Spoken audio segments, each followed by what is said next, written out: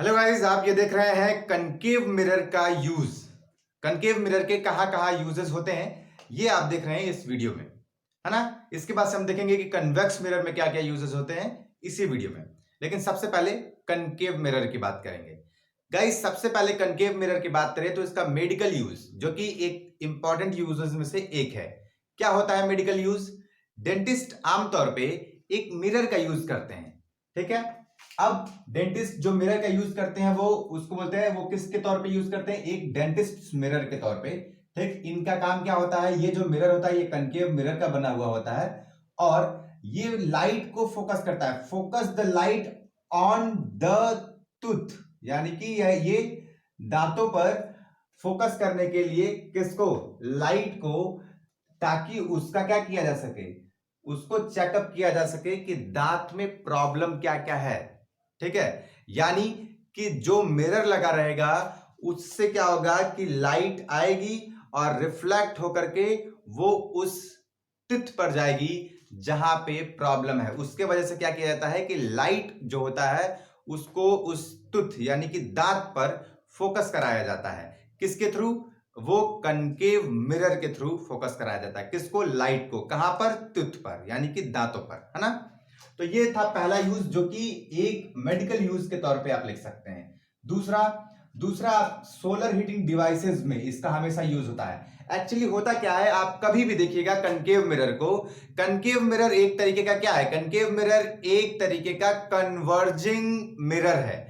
यानी यहां से कभी भी लाइट रेज आएगी तो एक जगह उसको सेंट्रलाइज होना ही होना है। उस लाइट को क्या होगा, वो लाइट की जो रेज होंगी वो एक जगह केंद्रित होंगी।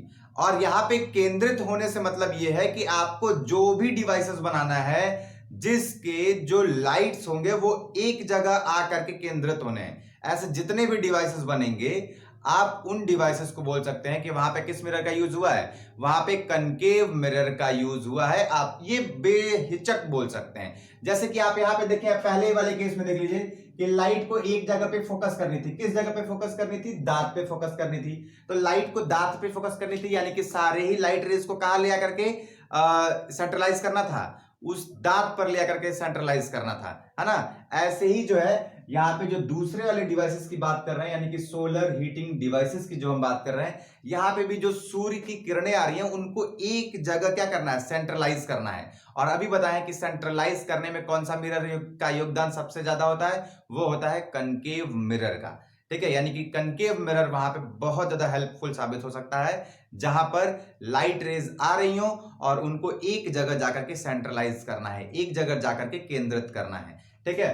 तो ऐसे में सोलर हीटिंग डिवाइसेस जो होता है, ये लाइट जब आती है तो कनकेव मिरर के हेल्प से जो लाइट का जो रेडिएशन होता है ना उसको कलेक्ट करने का काम करता है, जिससे वो जो डिवाइस है वो उसको कलेक्ट कर ले तो वो हीट करे, है ना।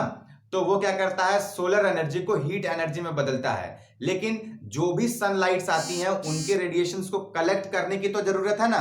तो जो कलेक्ट करता है वो कौन सा मिरर कलेक्ट करता है? कनकेव मिरर कलेक्ट करता है, ठीक है। इसके बाद से जो अगला यूज है, ये क्या यूज है? इसका यूज होता है रिफ्लेक्टर के तौर पे। कहां रिफ्लेक्टर के तौर पे कहां यूज होता है? हेडलाइट्स में। जितने भी गाड़ियों के हेडलाइट है उसमें रिफ्लेक्टर यूज होता है, जिससे जो लाइट होती है जो अंदर ना जाकर के वो बाहर की ओर फोकस करती हैं, है ना। तो जो अब क्योंकि कोई भी लाइट हो, अगर बल्ब आप रखेंगे तो आप देखेंगे कि वो बल्ब की जो रोशनी होती है वो चारों तरफ होती है ना। ऐसे में जो लाइट होता है वो चारों तरफ बट जाता है। तो क्या किया जाता है ना हेडलाइट्स में, वो क्या किया जाता है, जो लाइट रहता है उसके पीछे एक रिफ्लेक्टर लगा दिया जाता है, ताकि जो लाइट है वो पीछे ना जाए। क्यों? क्योंकि पीछे जाएंगी तो उनका कोई फायदा नहीं है, ठीक है। वो पीछे मशीन में दिख करके हमको कोई भी मतलब भी नहीं है। अब वही जो हेडलाइट है, अगर उनके लाइट्स को पीछे जाने से रोका जाएगा तो रिफ्लेक्ट होकर के वो क्या जाएंगी? आगे की ओर जाएंगी। और ये एक आगे की ओर जब जाएंगे तो यहां अगर हम कनकेव मिरर लगा देंगे तो आगे जाकर के रोड पे क्या करेगा? ये फोकस करेगा सारे ही लाइट को। तो इस आधार पर हम ये कहेंगे कि रिफ्लेक्टर के तौर पर हेडलाइट्स में ये लगता है, ठीक है। और न केवल हेडलाइट्स में, आप टॉर्च में भी देखेंगे। कार के हेडलाइट्स में देखेंगे सर्चिंग लाइट, यानी जिसको टॉर्च भी बोलते हैं, है ना। आमतौर पे जो टॉर्च यूज होता है, जो ब्लैक सा लंबा वाला टॉर्च होता है ना, जो एक जगह सेंट्रलाइज करता है, सारी लाइट एक जगह जाकर के रुकती है, आप देखेंगे बहुत ध्यान से। तो आप देखेंगे कि जो भी टॉर्च पहले के पुराने जमाने वाले नहीं, जो भी हाईटेक नए वाले जो टॉर्च आ रहे हैं अब, उसमें आप देखेंगे कि जो लाइट होती है वो एक जगह सेंट्रलाइज होती है ना। तो उस वाले लाइट की बात हो रही है जिसको हम यहाँ पे यूज किए हैं सर्च लाइट। आमतौर पर इसका यूज होता है फॉरेस्ट वगैरह में, ठीक है। डिस्कवरी में आमतौर पर ये वाला टॉर्च दिखता है ना। डिस्कवरी, जो लोग डिस्कवरी के दर्शक होंगे वो लोग मेरी बात अच्छे तरीके से समझ पा रहे होंगे, ठीक। इसके बाद से इन reflectors the source of light is placed at its focus. जैसे कि अभी हम बताए हैं कि जैसे सर्च लाइट का हो गया, कार का हो गया, इन सभी को क्या करना रहता है, एक जगह पे फोकस करना रहता है। ऐसे ही जो लाइट का सोर्स होता है ना, जो लाइट का सोर्स यानी कि बल्ब जिससे वो लाइट निकल रही है, वो फोकस पे रहेगा और वहां से जब लाइट निकलेगी तो वो रिफ्लेक्ट होकर के लाइट एक जगह फिर से ले जाकर के वो फोकस कर देता है, ठीक है। और इसके बाद से जो चौथा यूज है ये क्या था, कनकेव मिरर का जो चौथा यूज होता है ये शेविंग मिरर के तौर पे या फिर मेकअप मिरर के तौर पे भी होता है ना। क्यों शेविंग मिरर और मेकअप मिरर? आमतौर पे तो हम घर के शीशे में भी कर लेते हैं, जो कि न ही कनकेव होता है न ही कॉन्वेक्स होता है, वो तो प्लेन मिरर होता है। तो जी नहीं, कई बार क्या होता है कि आमतौर पे जैसे आप सैलून वगैरह में जाते हैं, अच्छे अच्छे अगर मेकअप की दुकानों पे अगर आप लड़की हैं तो जाते हैं, तो ऐसे सिचुएशन में क्या होता है कि कई बार आप इस तरीके के शीशे देखते होंगे जो आपको थोड़ा जूम करके दिखाता है ना। और ऐसा क्यों जूम करके दिखाता है? क्योंकि वो एनलार्ज यानी कि थोड़ा सा बड़ा, इरेक्ट यानी कि सीधा इमेज देना चाहता है, ठीक है। यानी कि जब आप अपने फेस को थोड़ा सा जूम तरीके से और सीधा अपने फेस को देखते हैं तो वो थोड़ा सा आपको पता चलता है कि किस तरीके से कहाँ आपको कौन से डिजाइनिंग बनाने हैं, किस तरीके से कौन सा रंगवाना लगवाना उगवाना है, ये सारी चीजें जो भी मेकअप और शेविंग में होती है वो सारी चीजें, ठीक। ये क्या करता है, ये अभी बताया था कि face must be placed closer. ऐसे में क्या होना चाहिए कि अगर नॉर्मल हम मिरर यूज करते हैं तो उसमें भी हम जाकर के बहुत नजदीक ले जाकर के देखते हैं कि भाई यहाँ क्या प्रॉब्लम है, चलो इसको इस डिजाइन में कर लेते हैं, या फिर मेकअप लगाते हैं तो उसको, ठीक है, तो बहुत क्लोजर लेके जाना पड़ता है। लेकिन ये अगर कनकेव मिरर हम यूज करते हैं तो ऐसे समय में थोड़ा सा भी अगर नजदीक जाएंगे तो वो किस तरीके का हमको इमेज देगा, एनलार्ज यानी कि थोड़ा बड़ा, और इरेक्ट यानी थोड़ा सीधा इमेज देगा, ठीक है। तो 4 यूजेस, पहला डेंटिस्ट जो यूज करता है ताकि लाइट जो होती है वो दांतों पे ले जाकर के फोकस किए जा सके। जो दूसरा जो यूजेस होता है ये सोलर हीटिंग डिवाइसेस में यूज होता है ताकि जो लाइट होती है उनको ले जाकर के एक जगह फोकस किया जा सके और वो उनके जो रेडिएशन है उनके वजह से फिर वो डिवाइस हीट हो सके। जो तीसरा था वो तीसरा क्या था कि भाई जो हेडलाइट्स होती हैं उनके पीछे रिफ्लेक्टर के तौर पे कनकेव मिरर का यूज किया जाता है, जिसमें जो सोर्स ऑफ लाइट होती है वो हमेशा फोकस पे रखा जाना चाहिए, ठीक है। और जो चौथा और आखिरी जो होता है वो क्या होता है कि शेविंग मिरर या फिर मेकअप मिरर के तौर पे यूज होता है ताकि हम अपने चेहरे को, अपने फेस को हम थोड़ा सा इरेक्ट यानी कि सीधा और एनलार्ज यानी थोड़ा बड़ा देख सकें। तो उम्मीद है गाइस कि ये चारों ही टॉपिक आपको बहुत अच्छे तरीके से क्लियर हुआ होगा। अगर इससे रिलेटेड कोई भी आपको प्रॉब्लम है तो आप अभी कमेंट कीजिए और हम ट्राई करेंगे कि इसको जल्दी से जल्दी आपके उस क्वेश्चन के, उसमें जो भी प्रॉब्लम है, जो भी आप क्वेश्चन आप भेजें मुझे, ठीक है, उसका रिप्लाई हम दे सकें, है ना। और फिर आप देखिए कन्वेक्स मिरर जो कि आगे इसी वीडियो में कंटिन्यू होगा। लेकिन अभी तक कनकेव में अगर आपको कोई प्रॉब्लम है तो अभी जस्ट कमेंट कीजिए, फिर देखिएगा कन्वेक्स मिरर, ताकि आप दोनों ही टॉपिक को अच्छे तरीके से सेपरेटेड मैनर में सीख सकें, ठीक है। अब गाइस हम पढ़ेंगे कन्वेक्स मिरर के यूजेस।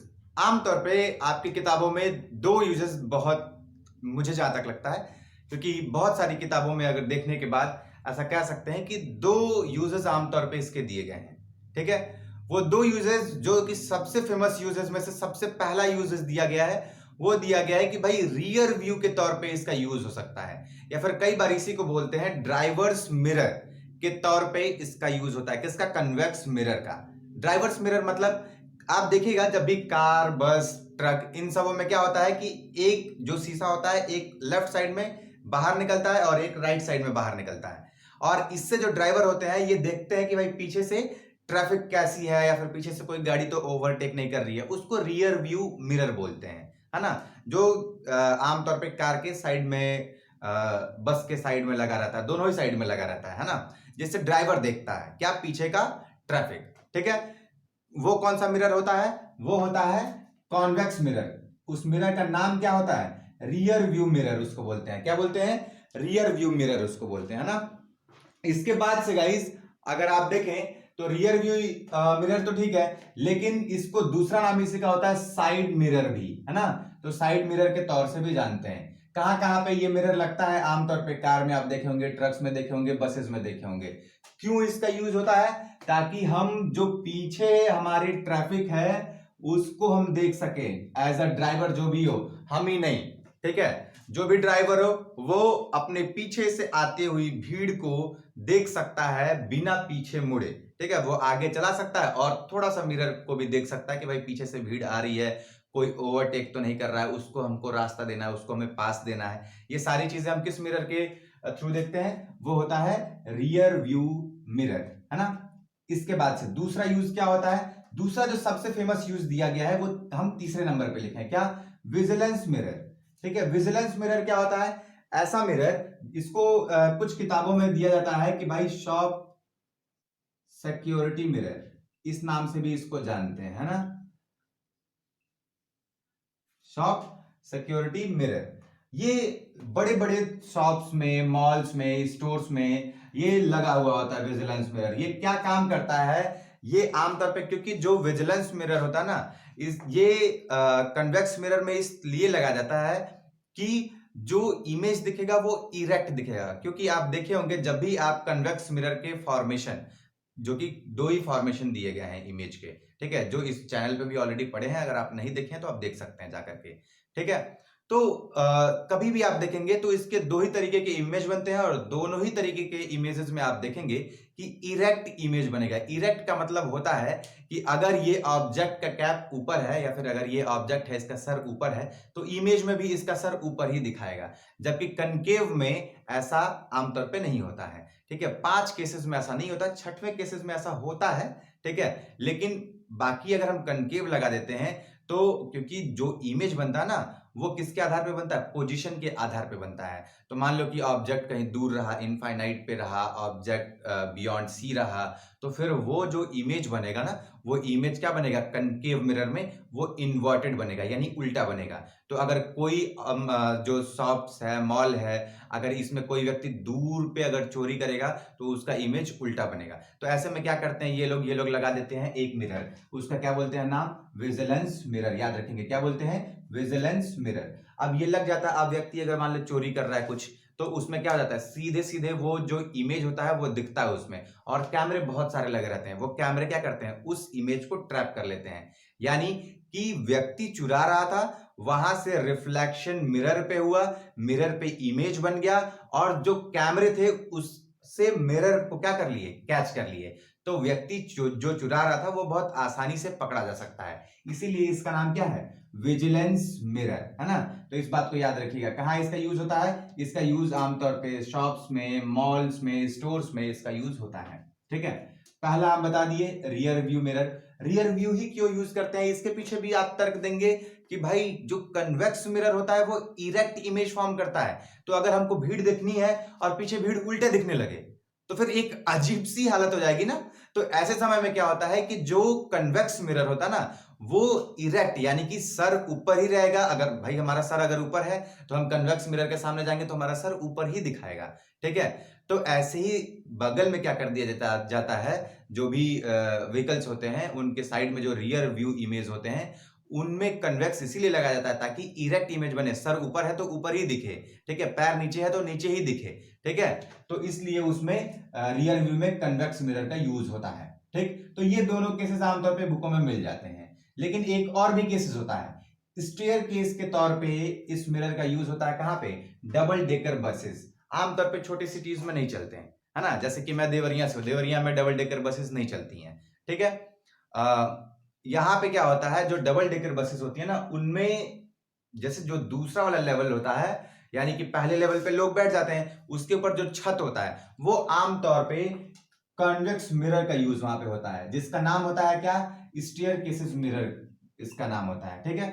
अब यहाँ पे इसी मिरर का यूज क्यों किया जाता है? यहाँ तो इमेज देखना भी नहीं है, तो भाई इमेज नहीं देखना है, ठीक है। लेकिन यहाँ पे क्या होता है कि जो यहाँ पे यानी कि कन्वेक्स मिरर जो लगता है, उस मिरर में क्या होता है कि ठीक है आपको इमेज नहीं देखना है, ठीक है, लेकिन आपको सीढ़ियां वगैरह जो है वो देखने के काम में ये आती हैं, स्टेयर केसेस जो मिरर होती हैं, ठीक है। तो आमतौर पे इसका यूज कहीं नहीं है, लेकिन ये एक्स्ट्रा यूज अगर आप ढूंढेंगे तो आपको मिल जाएगा, जो कि सीढ़ियां जैसे आप ऊपर आ रहे हैं, किस तरीके का उसमें लेवल है, ये आपको कन्वेक्स मिरर में काफी अच्छे तरीके से दिखेगा। आप सीढ़ी मान लीजिए कि इस तरीके की सीढ़ी है और उस सीढ़ी का इमेज बन रहा है उल्टा, और आप पैर रख रहे हैं भाई सीधा, आपको तो सीढ़ी सीधा चाहिए लेकिन इमेज तो आपको उल्टा दिखेगा।